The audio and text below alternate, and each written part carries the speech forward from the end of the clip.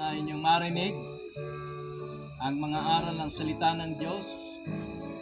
Nakilala mo ang Panginoong Jesus at ngayon siya ay tinatanggap mo bilang iyong personal na tagapagligtas at Panginoon. Sa pamamagitan ng mga kapatid na naging kasangkapan upang maipakilala sa iyo ang Panginoong Diyos at ang mga aral na nagmumula sa Biblia. Ngayon, sapagkat ikaw ay naniwala at nanampalataya at nais mong maging kabahagi ng mga taong naghihintay sa malapit ang pagbabalik ng Panginoong Hesus, ako bilang ministro ng Ebanghelyo ay binabautismuhan ka sa pangalan ng Ama, ng Anak at ng Banal na Espiritu Santo. Amen. Lalayan mo, Sir Sam.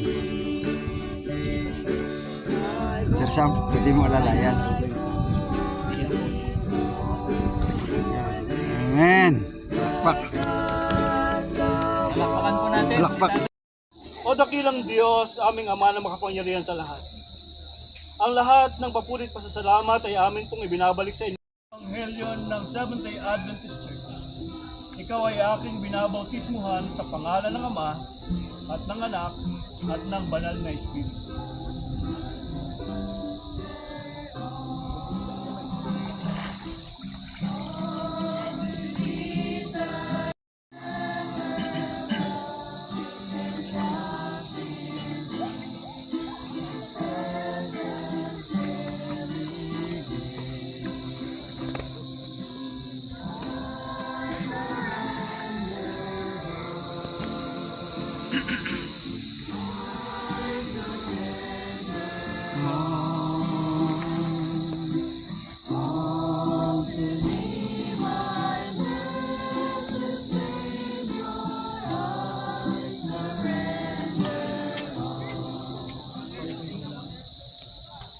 Ang lahat ng kapurihan, Ebanghelyo ng Seventh-day Adventist Church.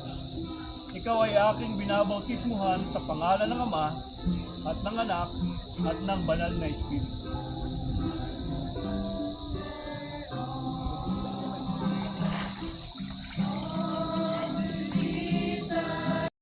O dakilang Diyos, aming Ama na makapangyarihan sa lahat.